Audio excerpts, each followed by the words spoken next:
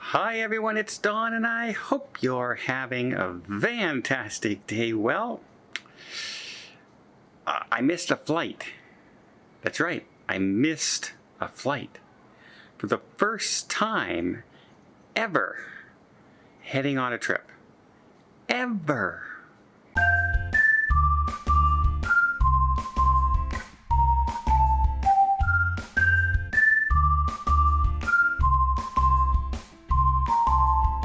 Okay, and one thing before I even get into my video today, this section here is kind of way off to the side because the feeding pens are over here, and so the animals come out of here and graze out on the savanna.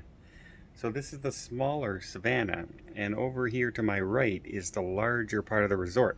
We're actually in an end room, just like the ones over there are, but if you take a look over here, guys, okay, so here you can see animals there, animals over there, animals over here, zebra over here and everything, more animals over there, and some giraffes were just there a second ago.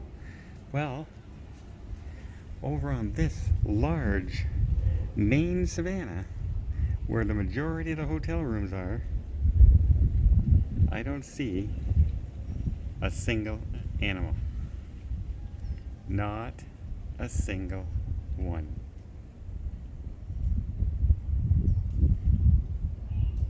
But on my balcony, I've got them all. They're all here. So how can you be mad? Okay, now before everyone starts laughing at me, because I know that's the first thing you want to do, because I would do it to myself. It wasn't my fault. And yes, I know that's supposed to be an excuse, but it's not, because there were 6 of us travelers, and we had a couple people who were in Ottawa as well, but they were staying at a hotel. They're from another city. So they were at a hotel, and we're all supposed to meet at 5 o'clock at the airport. At the latest, if not sooner. Our flight was at 6:30, but it's Sunday morning. No, the airport's empty. Like, there's nobody at security. Very easy to go through. So, plus I have prior to boarding because of my status with Air Canada. So no problem. 5 of us got to the airport. 5 of us. But 1 person was missing. And I'm standing upstairs at check-in, waiting and waiting. And finally, I sent the other 4 people through while I waited for the 5th person. And the 5th person didn't make it in time. So there was 2 choices I had. One choice was I could just message the person, say, here, come and deal with Air Canada when you get here, and they'll rearrange your tickets and everything, and we'll meet you in Orlando, and we'll meet you at the hotel. But you're going to have to find your own way from the airport to the hotel, because the truck will be gone, because our driver will have gone, etc., etc., etc. And this person is not a seasoned traveler. So, being the responsible adult that I am, and kind of feeling like I have to look after everybody, I stayed behind. I stayed behind and missed my flight. Now, luckily, we were all traveling business class, and when I booked my business class tickets, I can exchange my tickets free of charge. Plus, because I'm elite status with Air Canada, I could also exchange the tickets, and I bought everybody under me. So everybody had that status, technically. They were guests of mine. So I stayed behind. The person showed up literally as the plane was closing their doors. We were still out hadn't even checked in at the front desk to get our tickets yet. So I went to the front desk at Air Canada, where we're supposed to go. There's always 2. There's international traveling and local traveling, and then there's traveling to the United States. 2 separate areas at the airport.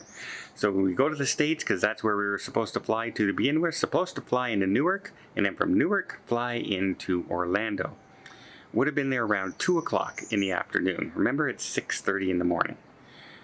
So, no more flights left going to Newark at all.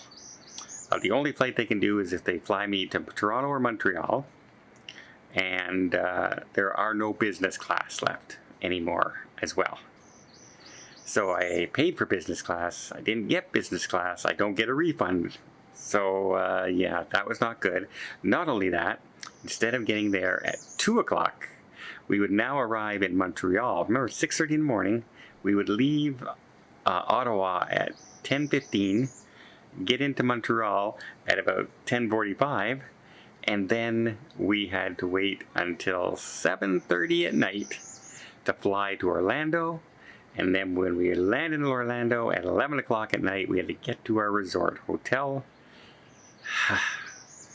Okay. Plus, the driver's gone. So now I call the driving company and I arrange another driver to meet us. And I said, arrive about a half hour after our flight is due. Let us get enough time to get our luggage and things. Because I know in Orlando, when you get to the airport, you have to take an actual train to get to another terminal to get the bags. Because they're in a different baggage area, different terminal. Needless to say, this person was so apologetic. They completely slept in. They had been traveling for days and days and days, and had just fallen asleep and just did not wake up to the alarm at all. And I know their alarm. It's a pretty big, loud alarm. So it did not wake them up. And so, yeah.